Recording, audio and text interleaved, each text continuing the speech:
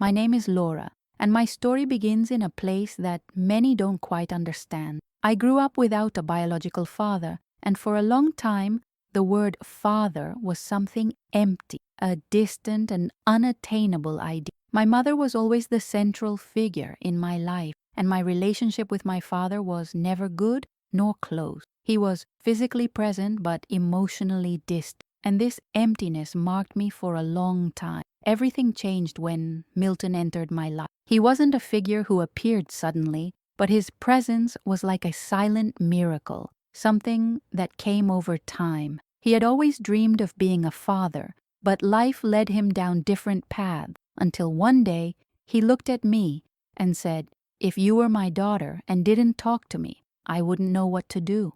I was surprised. He wasn't just expressing a desire. He was putting a piece of himself into something he truly wanted to share with me. Milton started treating me as if I were his daughter, and over time, this began to solidify, although I still had some doubts. He was always very focused on the idea of forming a true family connection, and over time, I began to accept this love, but I never imagined that one day he would become so debilitated. I received a message that said, "She's having a blood pressure spike. She's almost dying." I, who had already left my biological father behind, rushed to the hospital. When I entered the room and saw Milton, he looked at me and simply said, "You came." And in that moment, more than ever before, I felt truly loved. The relationship with Milton was always very special, but different from anything I had known.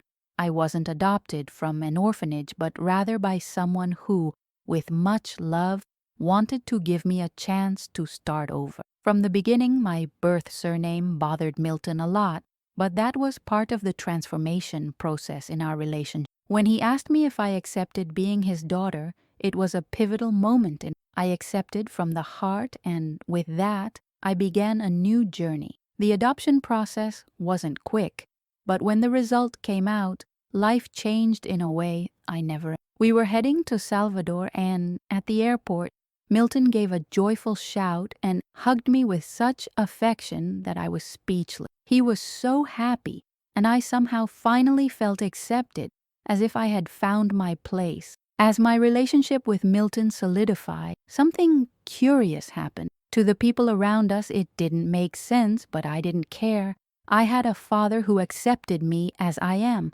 who loved me without asking for anything in return.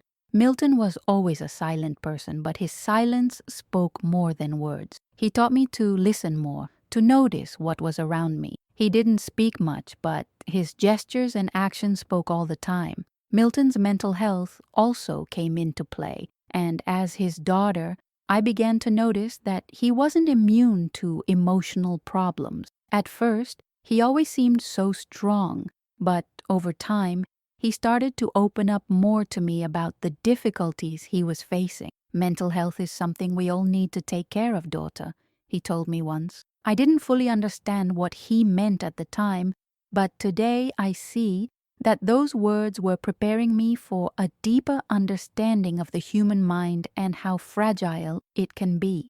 My relationship with mental health changed as time passed. I, who always viewed life in a very practical way, began to understand the importance of taking care of ourselves emotionally. Each day, Milton showed me that, even with all the difficulties and limitations, mental health is not just about dealing with moments of crisis, but also about learning to cope with life itself. Over time, Milton began teaching me about the importance of silence, calm, and reflection. He wasn't an expansive person, but his behavior and looks showed me that listening to others, respecting their space, and giving others room to speak were things that could transform a relationship. I wasn't adopted from an orphanage, but I was adopted by Milton in a way that was as natural and strong as any legalized adoption. He brought me the purity of a healthy relationship, a love I had never experienced before.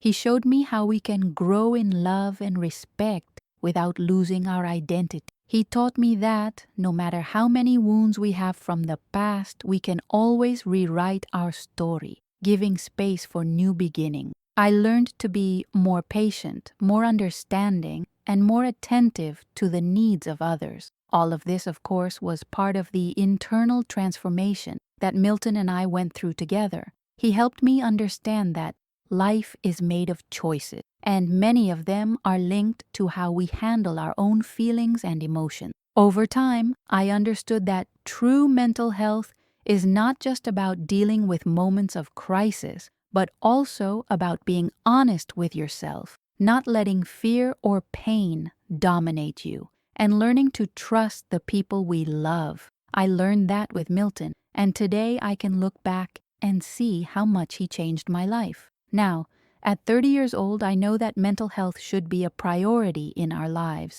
that we need to take care of it every day. Milton taught me to live in a more balanced way, to take care of myself, and to learn to listen to the silence, to listen to others, and most importantly, to listen to my own heart. Milton was more than an adoptive father. He was a mentor, a friend, and above all, someone who showed me that no matter what we live through or what we go through, we can always move forward. Love, when it's true, can heal even the deepest wounds. And that's what he did for me. He healed me, accepted me, and helped me find myself again. And that's why, even in moments of silence and pain, I can look at my life and see that with Milton, I found not only a father, but also a way to live with more balance and love. He showed me that true strength comes from the ability to love